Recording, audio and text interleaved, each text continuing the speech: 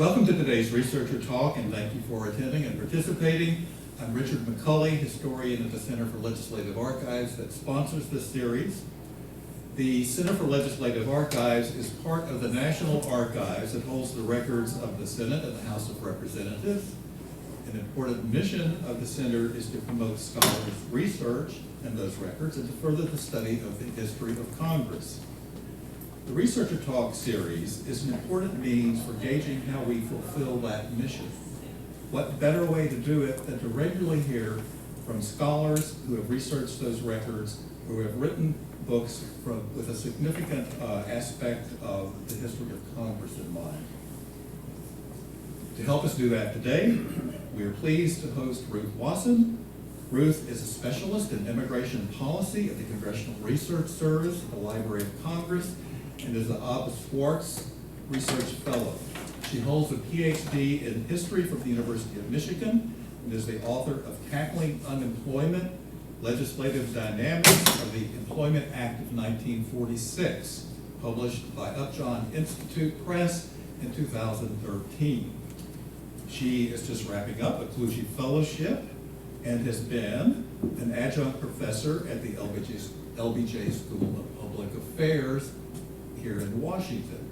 But I just learned, to my great satisfaction, that beginning in August, she will be moving to Austin and becoming a professor at the LBJ School at the University of Texas in Austin.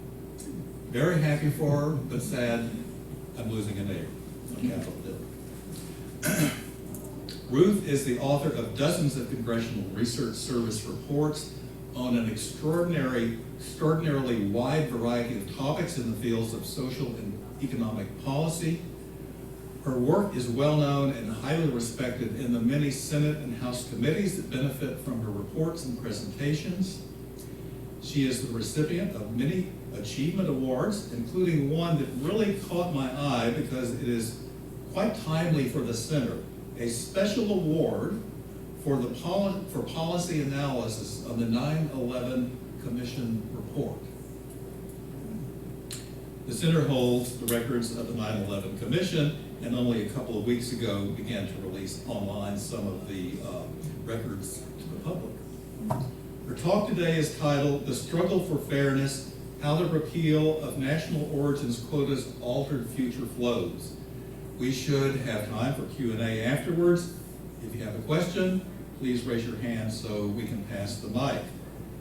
Thank you, Ruth, for joining us today and discussing this very interesting and timely topic. Thank you so much, Richard. It's a pleasure to be here, and as I load up my talk, I also want to mention what an honor it is to be at the National Archives. When I started graduate school many years ago at Michigan, he mentioned, one of my mentors was Bob Warren. And Bob Warner was very good to me and wrote my reference for my job at the Library of Congress. So there's a good feeling when I come into this building and think of what a fine man he was. This iconic picture is of LBJ signing the 1965 Immigration Act, and it was done with quite fanfare at the Statue of Liberty. At the time, LBJ said it was a modest bill, but it was in keeping with other things that he was doing in the areas of civil rights and voting rights. It's been controversial ever since, and one of the things you hear a lot about today, and we'll probably touch on in the Q&As, as well as one of the things I want to drill down on in my talk, is the extent to which that legislation really was a dramatic departure from our policy and the extent to which it changed the future flows of immigrants to the United States. So we'll be exploring that, but before we get too far into it, I want to get you, still learning the dynamics, here we go, just the basics on what policy was at the beginning of the 20th century. And the overview of the book I am writing and its themes. So basically the book I'm writing, The Struggle for Fairness, is based on three concepts that I see as essential to this question. Obviously, You can't talk about immigrant exclusion without talking about race and national origin. So that's one of the fundamental principles. Another key concept, and I have trouble naming this concept, but I'm calling it the ideology of the deserving, because it's what's the process that we use, the values that we use to differentiate who we admit and who we don't admit. So that's the second element. The third element that I realized was very important and will be timely to questions today has to do with the power of apportionment and just raw political power. So that will also unfold as I talk today. Now, early in the 20th century, there was, and some of you, if you've done any work on race and ethnicity, know this, there was no real distinction between race and ethnicity, and the government had established about 39 categories of race and peoples, and never really, it was always controversial. And when it came to immigration law and citizenship law, it was usually a court that decided what category you were, which I found quite interesting. I thought I would just share with you, this is a Thomas Nast cartoon. He was one of the fathers of American political cartoons, and it was done right after the Chinese exclusion laws. And the main reason that I'm showing this is that to give you a sense of the racialized depictions of the Irish and the German people there, men in this photo, and the sense of who will be next in terms of the groups that would be charged out, but particularly looking at the faces and the way Nast himself depicted these nationalities. In 1924, Congress, well, in 1920 and 1924, Congress passed major immigration laws. This is also important. I want to tell you right now, this is where I first realized the importance of the raw political power. Congress never reapportioned after the 1920 census. Arguably, a lot of it had to do with the sheer volume of immigrants that had come into the country in the preceding 2 decades, and how that would have shifted the political power away from the South, away from rural areas, into urban areas. And you're shaking your head, oh, okay. Well, I'm just astounded. Yeah, okay. So they didn't, I thought you were disagreeing with me, but which is cool. So when you think about it, they didn't reapportion, but they also then started cracking down on immigration in a very, very significant way. And by 1924, this was the law. The main features. They barred all immigrants, all people who couldn't be eligible to naturalize from coming. Well, that meant no one from Asia could come. It restricted Eastern Hemisphere immigrants to the 1890s, 2% of the US population, and then apportioned it out in the 1890 census, which of course was before the large wave of Central and Southern Europeans that came to the United States. And it exempted everyone from this hemisphere from any limits at all. They were not exempted. So it was an Eastern Hemisphere issue. Well, what did that look like when we get to the post-World War II era? And because that's really where my work starts. And where I started going through all the wonderful papers and collections here of the committee files. This was what it looked like at the end of World War II. And people Emanuel Seller had been a young, if you've got anybody here remembers Manny Sellers, he was a young congressman whose first floor speech in 1924 was against the 24 Immigration Act. He called it racist then. He called it racist until he chaired the Judiciary Committee that got rid of it in 1965. And so there had always been a group of congressmen and legislators who didn't like this legislation, who thought it was not representing the best interest of the country and representing the values of the country. Right after World War II, there was a thought that maybe it would be a good time to open up immigration, but it became very clear in the polling data and just the political mood that not only was there not support for reforming immigration, there was even a harder time to get the country to accept the displaced persons from Europe.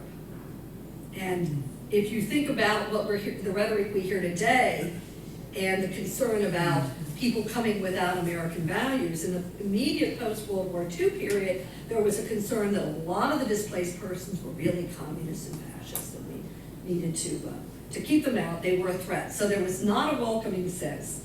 But this gives you a sense of how well, or not, actually I would say not a good matchup between our admissions policies. The purple is the numbers that were actually in the quotas. You know, remember I mentioned it was based on the 1890 census originally, so that's how it was apportioned, and then who was actually coming in. So you can see that, and the reason you're seeing a little bit higher numbers, well, the reason the numbers are as high as they are the displaced persons were being counted against the quotas, and also that's what got the Southern and Eastern Europeans up to their levels. There was a big push to reform immigration, and it led to the McCarran Walter Act of 1952, and that was actually significant just from an institutional and legislative point of view, in that it brought together all the disparate nationality and a variety of different immigration laws and codified it into the law we use today, which is, I'm told, second only to the tax code in its size and complexity. I often bring a book this big just as my example of how extensive that law is. And it was a hotly contested piece of legislation. It retained national origins. It did repeal the Asian bars, but it had in there something that was expressly racist, in that people that had at least over 0.5% of their makeup, their blood, that was Asian, were numerically limited. So instead of it being what country they were from, they had this Asian, what they call the Asian Pacific Triangle, that was aimed at all of the Asians that lived in our hemisphere, in the Western Hemisphere, which was a substantial number. And when you go through the records, the legislative records, you see a lot of concern that we'll be flooded with Asians that would come up from the Caribbean and from Latin America. Now, the spouses of U.S. citizens and their minor children, as well as all people from the Western Hemisphere that were admissible, they remained unlimited. And the other big significant thing about the 52 Act that gets kind of washed over because there were so many other things going on in the Act was that it ended the bar on employment-based immigration. We've had bars on contract labor and bringing in immigrants since the end of slavery, because indentured servitude, a lot of those things were just seen as, you know, if you're bringing in people just to work on a contract, it smacked too much of slavery. Well, they came up with, I really should read this to you. They added 50% of the visas were going to go to high-skilled workers. And I really do want to share with you this quote from a 1950 report, because it strikes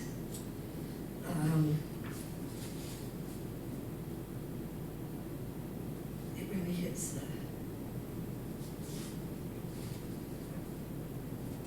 he basically says that the quota laws of the 20s worked, except they didn't quite work well enough, in that only about half of the anticipated proportion of immigrants have come from Northern and Western Europe, while twice the contemplated proportion have come from Southern and Eastern Europe. This was under the 24 Act. And so the author of the report, who worked for Senator McCarran, concluded, as a method of preserving the relationship between the various elements in our white population, the national origins system has not been effective. They just weren't white enough. That was coming from the Senate report, which of course you have here. And so this is basically what the McCarran Walter Act did. And people at the time, the State Department, the Department of Justice, told Truman he should sign it because it would, and even some of the Asian groups said, well, they're getting rid of the Asian bars, it's a step forward. And so the sense was that Truman would sign it. I like to show the Herblock cartoons too, because, and I will show the Herblock cartoon as I read what Truman said in his veto message, which was a very strong statement. In no other realm of our national life are we so hampered and stultified by the dead hand of the past as we are in the field of immigration. We do not limit our cities to their 1920 boundaries. We do not hold corporations to their 1920 capitalizations. We welcome progress and change to meet changing conditions in every sphere of life, except in the field of immigration. The time to shake off this dead weight of past mistakes is now. The time to develop a decent policy of immigration, fitting instrument of our foreign policy, and a true reflection of the ideals we stand for at home and abroad is now. Truman vetoed the bill, and there was an interesting, people forget how close the veto vote was. Why is that not moving? I'm hitting the wrong button. And so you remember how I said at the beginning about the urban-rural ethnic stuff. So I took a look at, and this kind of summarizes the support and opposition. Who were the Republicans who voted to sustain the veto, and the Democrats versus the Republicans and Democrats that voted against Truman to keep it. And you can see a little bit here. This is a percent of the population that is immigrant, is what's going across the bottom. So the top 10% of the foreign-born population. And overwhelmingly, the Democrats who opposed Truman came from states with virtually no immigrant population. And similarly, Republicans who supported Truman came from states with a substantial portion of foreign-born. And so you can see the power element is a factor here. And it lost by about only 2 votes in the override. People forget how close that was. And they, well, that's a whole other story on the timing of the vote.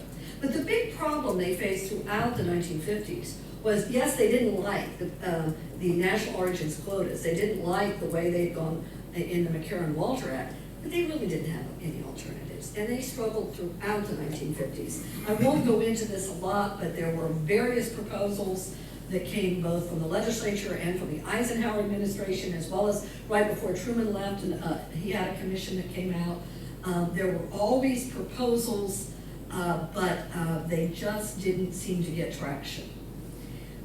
Now, you might remember that I mentioned that about half of the preference visas, and that's, there was the allocation by country that was based on the national origins, but then there were priorities, overall priorities of who could come in, that we call the preference system. And we use that language, that framework today, still in our immigration law. So the first pie on the left shows you the allocations of visas by these categories, and then the pie on the right shows you the actual admissions. So you can see so all the visas that wouldn't be used by people with special skills, or parents of US citizens, spouse and children and other family members, all of those that don't get used roll down into what they call non-preference. Well, you can see most people coming in, 80% coming in under the national origins quotas were coming in as non-preference. They were rollovers. They were not in categories that we as a government, as a country, had said these are our priorities. So it shows a real mismatch in actual admissions between our priorities that we were having by the time these rolling around. So there had been, and I don't really have time to get into the specifics of some of these proposals. I'd love to talk with anyone who wants to talk about them later. But the Kennedy administration introduced their bill in '63, and they had high hopes when Kennedy was elected because he had been the chairman of the Senate Immigration Subcommittee and had had it as an important issue. And Kennedy really linked it with his foreign policy vision. And so he talked about immigration in terms of a new foreign policy approach. His bill emphasized high-skilled and would have just had a modest increase in immigration. So it wasn't a large increase at all, but it was a substantial shift in priorities by phasing out national origins and emphasizing high skills. When Johnson came in, it's interesting, he had done a bill in the Senate that I talk about in one of the chapters of my book, where he had actually worked with Everett Dirksen, and again, wonderful things in the collection here, to get something through that the Eisenhower administration and that the Democrats wanted on immigration, and he got crushed in the House. And it was one of his rare legislative defeats. And so the thought was that LBJ had been so burned by immigration that he wouldn't go near it, but he took it up immediately when he became president. It's really fascinating. Now, again, I will argue that it's, and he talked about it, about merit. He changed the rhetoric. It was about we should be emphasizing what people bring, the talents, the merit over country of birth and race and ethnicity. And so he shifted the rhetoric, and he also, it was triaged with civil rights, but after, he had a lot of other things ahead of it on the list. Also, LBJ understood the political power issue that I've talked about where the future of the Democratic Party that he envisioned was going to be, particularly as he was moving the rest of his agenda through, and where immigration would fit in that. And I like this cartoon, just another cartoon for fun. Herblock really was pro-immigrant on a lot of things, and so he likes to do that. But this is key. I found this at the Kennedy Library. I'm not sure when Mike Feldman, who stayed on, Johnson kept a lot of the Kennedy people on, and Feldman was a really shrewd political person. And he drew a lot of these maps to look at where the foreign stock people were, and they clearly had a political strategy that was the flip side of what the strategy had been of the rural southern areas. This was now the emergence of the urban ethnic areas, and also looking at some of the rural areas where you had foreign stock living. So this is just one example. He did a lot of these different maps, what he would have given for the best software we have today, but showing the importance of immigration and power. Public opinion was really interesting at this time, and it's, you see it here, and you get the sense of what we would say is question wording and how things are framed. And because it's only a month apart, these two surveys, and yet the results look so much different. If you, and I'm pointing this out just to give you that sense of the framing, and when you have it more complex based on country quotas, skills, and the end of it makes no difference. You see that 36%, and the bar on the left, would have it be based on the skills. However, when you get to June, in the Gallup poll, you see it's up to 51% because of how they frame the question wording. But in fairness to the immigrant groups that were pushing for immigration reform started a big campaign in May and really went on a major drive to push for immigration reform, and did a lot of media and working on it. So some of it could have actually been changing people's minds about it or increasing awareness of it. I'm just reluctant to say it was all that, and some of it can just be question wording as well. Oops, I keep hitting the wrong tab. But not everybody wanted to change immigration law, and there were lots of these tracts that were strongly opposed. And I know you can't read it, but I want to point out how strong the racist element was in the opposition to immigration reform. And they particularly identified in the opposition Asians and Negroes, as they said. A little bit of drilling down so you understand one of the dynamics. I've said that all along the Western Hemisphere was exempt from any numerical limits. However, the Caribbean islands, the island countries that had been originally colonies of European nations, were kept under the quotas of the old countries, so they did not come in unlimited. That essentially meant that the black portions of the Caribbean did not come in unlimited. In '52, there was a floor amendment that tried to treat them the same, and it failed. It did not pass. Humphrey and others had tried that, couldn't pass it. In '65, there was a major push, and the closest vote in the '65 Act was to put the Western Hemisphere countries under the cap. And this was driven overwhelmingly, and this was a big surprise to me because the conventional wisdom was it had to do with Mexico. Not in the stuff I've seen, not in the actual materials that Congressman Fian had in his meetings with LBJ and all that. It had to do with the Negro problem was already, I mean, even US News and World Report said it wasn't going to happen because we already had a Negro problem, and having more Negroes from the Caribbean was going to be a problem.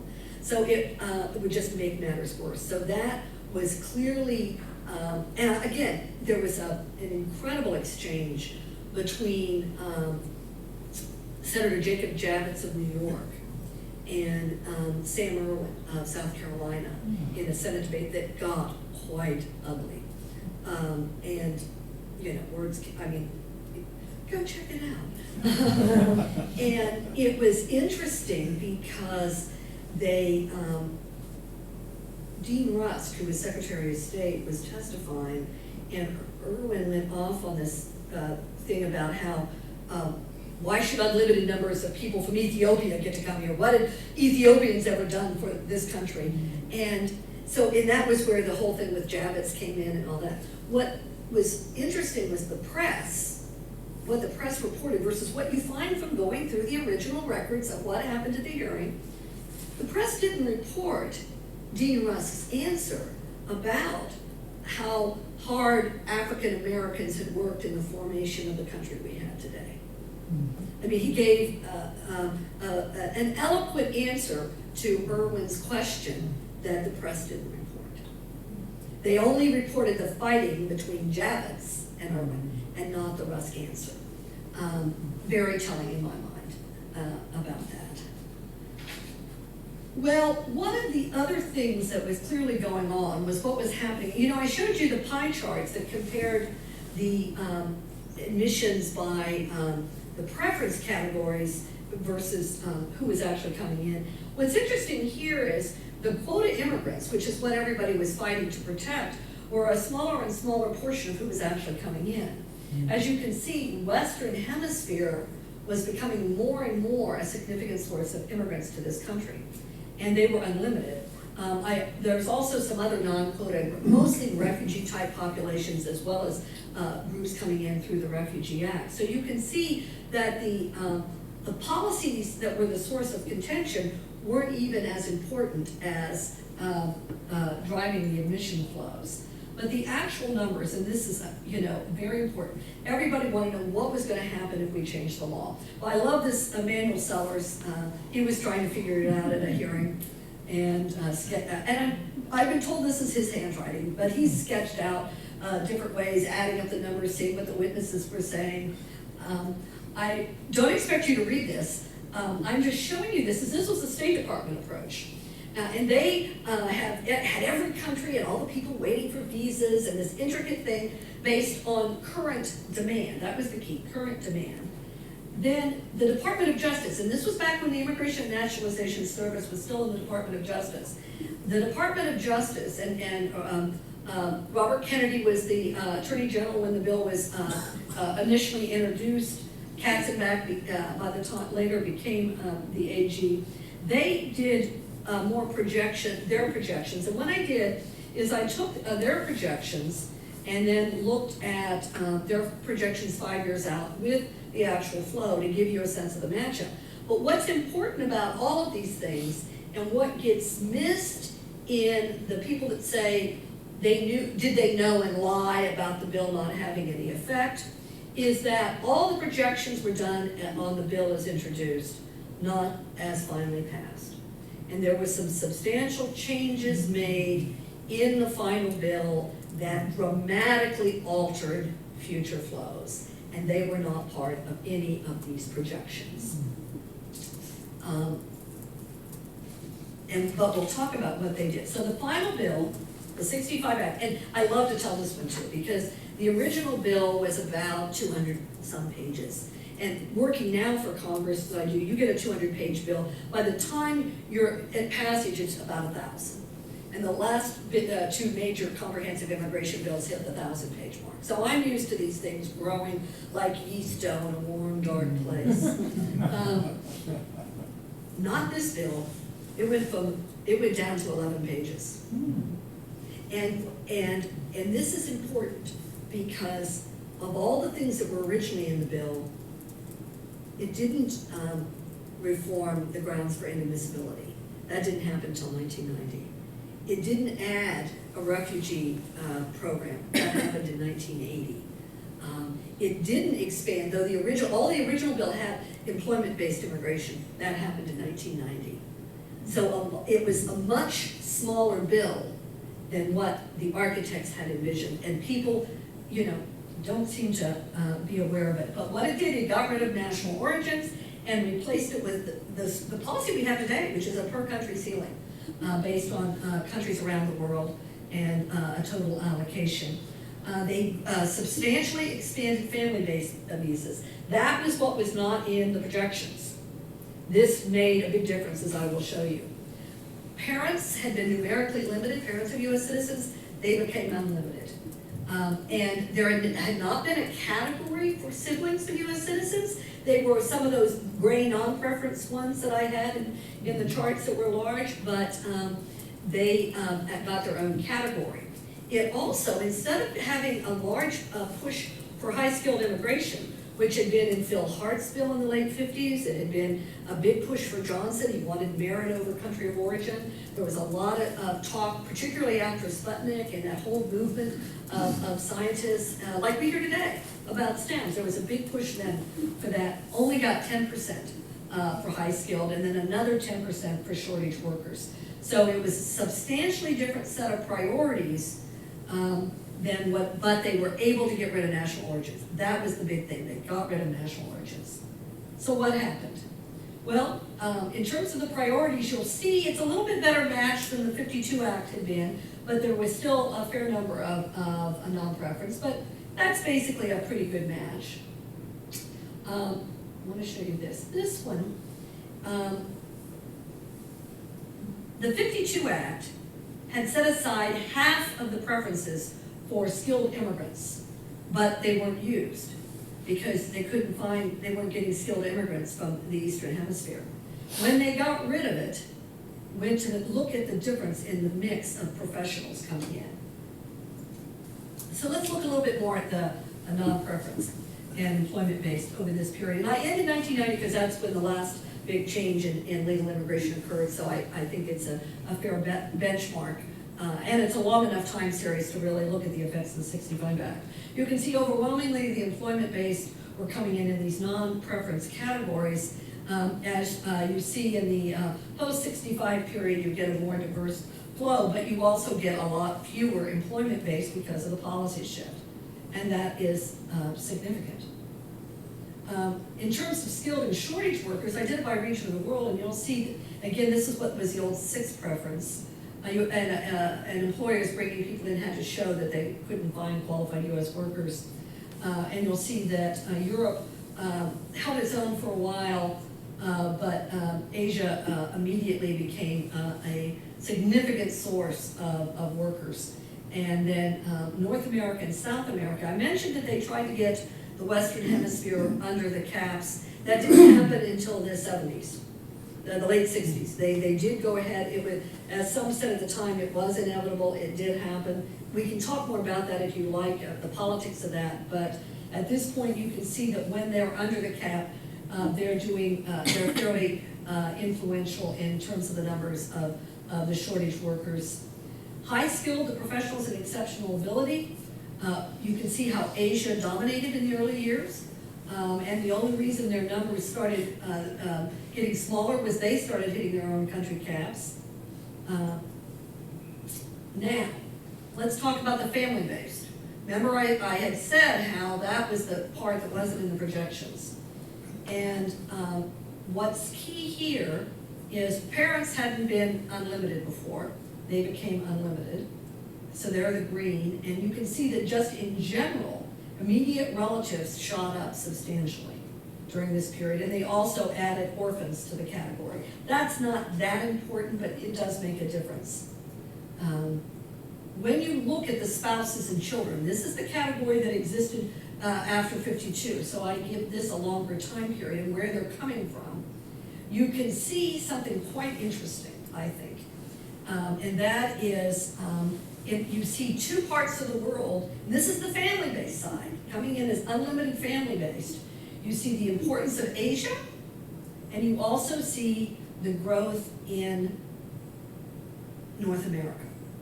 And that's essentially Mexico and the Caribbean that you're seeing there. You also see a modest growth in Africa. Now, the parents were the category that were added to the unlimited. And this is where you see Asians brought their parents. They brought their parents. It's part of their value of the family, their respect for the elderly, a whole host of things. They brought their parents, more so than any other parts of the world. Now, as I mentioned before, the Caribbean and Mexico, and I'm going to show you how they were unlimited before the late 60s, and then they were put under the preference system and the country limits afterwards. So when they're in the dark red, that's the ones that were coming in under the old unlimited categories. And then you can see as they were phased into the preference categories, which I have as green, and then immediate relatives are the light blue. And the parents, you can see how Central America and the Caribbean actually did better under the preference system, from my interpretation. In that, and this is a key point, and you'll see it also in the slide with Mexico, so I'll take you to that slide. When they were coming in unlimited, they had to be admissible. And one of the ways that you were determined to be inadmissible was either a public charge or taking a job away from, contract labor, taking a job from a U.S. worker. So the best way, one of the few ways they could overcome those bars to be admissible was to have an employer who would hire you. So what was really going on with both the Mexican and Caribbean, and this scale is much greater for the Mexicans than it was for the Caribbean. What was really going on was if the dark red were employment. Employers were bringing in, employers were regulating the system. What you see after, from the 70s forward, is you see an immigrant-based system where people are bringing their families in. And also getting jobs, getting some employers, but you see, and as a result, you also see an increase in spouses and children. This, and let me just go back and show you this, you see it particularly with the Caribbean as well. They're coming in through the preference system. And they're able to bring their families. They don't face that inadmissibility charge that they had before. So this is what we look like today. I know I've talked a long time, and so I think that we're still struggling for fairness. Someone asked me, had Trump changed my talk? I said no. And if we have time for questions, I'd love to chat with you.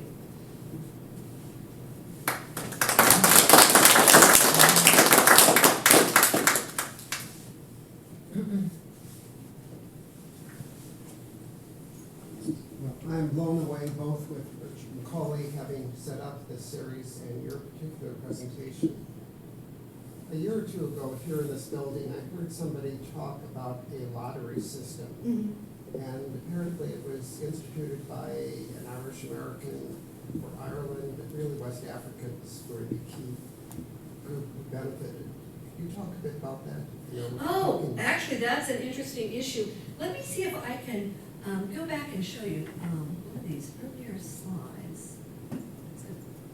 Because this will help you understand why we had, I've got to go all the way to this one. Okay. The Irish that were coming in before the 65 Act were largely coming in as the non-preference, the grays up there.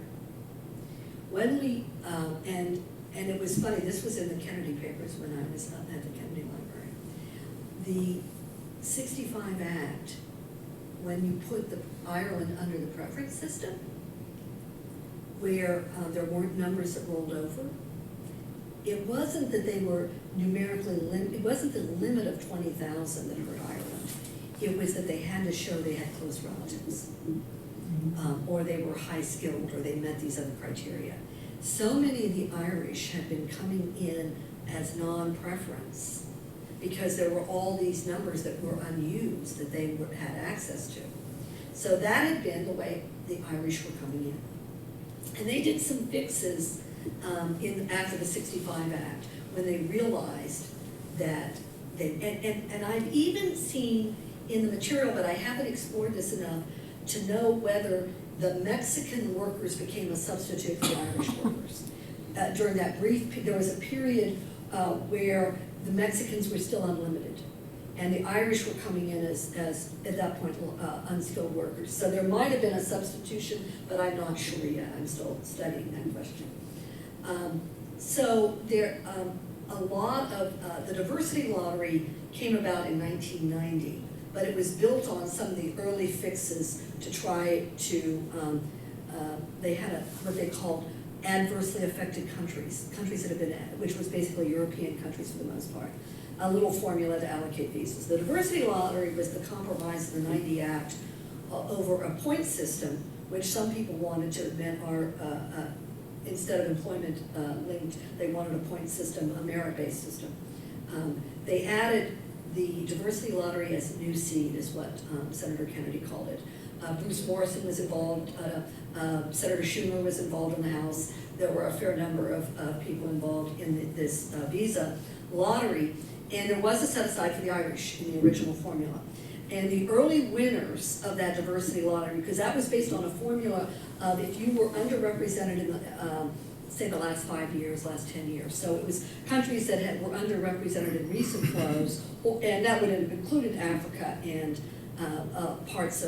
certain parts of Asia. Then you were put in this lottery.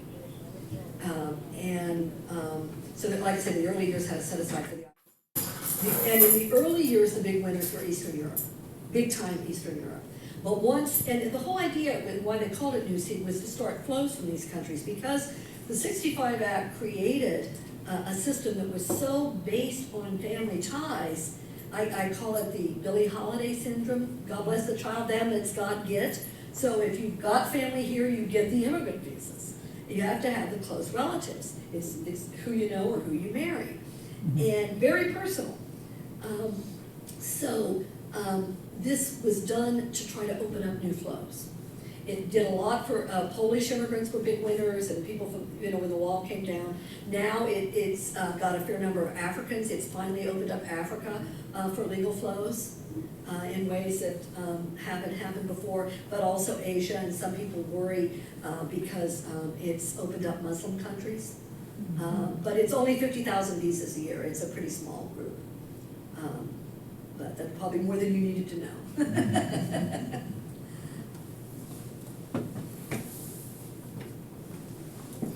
I'm just curious to know, going back to Mexican immigration. Yes. Do you know when the Census Bureau added Hispanic as a separate line on their current population surveys? Well, this is what here's what I know. I know that when they were doing their racial breakdowns, and I know that legally Mexicans have always been considered white. Mexicans have been considered white. That was part of the Treaty of Otago. That's also been, and I have in some of the other research I've done, some very interesting stuff about attitudes towards Mexicans compared to other immigrant groups. And they were highly favored through the 50s as a desirable immigrant group. And largely, seen as white. Except in areas of Texas and the Southwest where they had some not so pretty situations. Hispanic was probably added in the 60s or 70s. Margot Anderson is the one to know this. She's the historian of the census. Do you know the answer? Is it Spanish origin was created in 1970 for the first time, and Hispanic in the census appears in 1980. But the equivalent concept is Spanish origin in 1970, which is a 5% count. It's not until 1980 that it becomes part of the regular count of the entire population. And it's differentiated from a racial category, so it's not considered a racial category.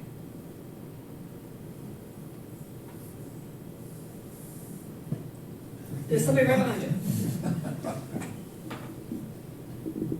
I'm just wondering whether you might want to expand out the focus away from just an American, do maybe some thoughts in comparison to other settler colonies. That is, what has the immigration experience been in Canada, in Australia, New Zealand? And Australia got rid of its white Australia policy at about the same time too. There was a wonderful book that came out last year called Calling the Masses that David Cook Martin and David Fitzgerald wrote that does this kind of comparative work. So I highly recommend Calling the Masses, and it looks at the immigrant receiving countries and they argue a lot of it was driven by foreign policy and end of empire kinds of things, but it's a wonderful book that addresses that. I'm more focused on the legislative machinations. Vanessa? Do you see the fairness continuing in immigration law? I think there's always been, one of the things I learned about this is there's always been this tension. While there's, large populations in this country that welcome the newcomer, that see the newcomer as themselves, there are also people that fear the stranger. They see it as they just approach it differently, and it's. I think it's a tension that's always been here, and I think it's probably true. It's probably a universal. It's probably more about who we are individually as well as cultural things. We like to think of ourselves as a very welcoming, nation, but we've all, they used to say the last immigrant pulls up the ladder. So it makes for good history because there's always this tension, it takes on different forms in different points in time. But clearly, even though the '65 Act was passed with fanfare and overwhelming support by the end, when you consider all the things it didn't do that people wanted to do. But by today's standards, it would have been considered not much of a bill.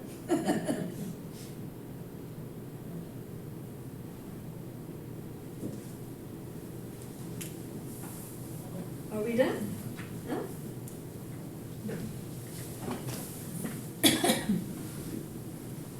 I have a little bit of a getting into the weeds question because I was Okay. really intrigued with your discussion of the Mexican immigration and the distinction between admissible and not admissible. Right. Depending on whether they took U.S. citizens' jobs. How as a practical matter was that determined and administered?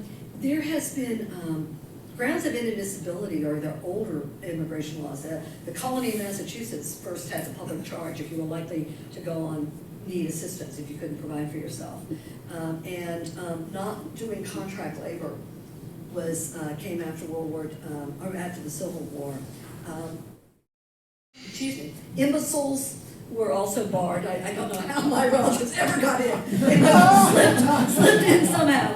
But there were different categories: prostitutes, criminals, a whole category of inadmissibles. But likelihood of a public charge and and the job offer, what they did, and this was an issue with one of the things that happened. The original Kennedy bill, the Hart bills, in the late 50s and early 60s would have dramatically increased employment-based immigration, but would have given the Department of Labor an even stronger role. And so employers, in order to petition for someone, would have to show they were qualified U.S. workers. So the Mexican workers really had to have someone say they weren't going to be a public charge and it was a job.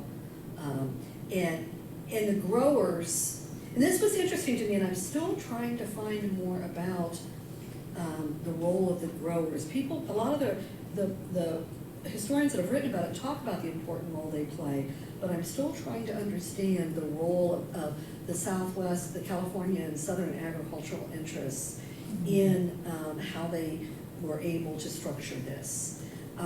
Because, and you remember the graph I showed you of the vote on the Truman veto? The flip side of that was the vote in favor of the Bracero program. The same people that supported McCarran Walter and being tough on immigration supported Bracero. The only deviation were Midwestern agricultural congressmen from Midwestern agriculture, because they were old school and didn't think you should, have your kids do the work, don't bring somebody else in or something, I don't know. But that was the only exception to the support. So the mechanics of some of this, I'm still not sure of how the growers worked it out, but they clearly had it worked out.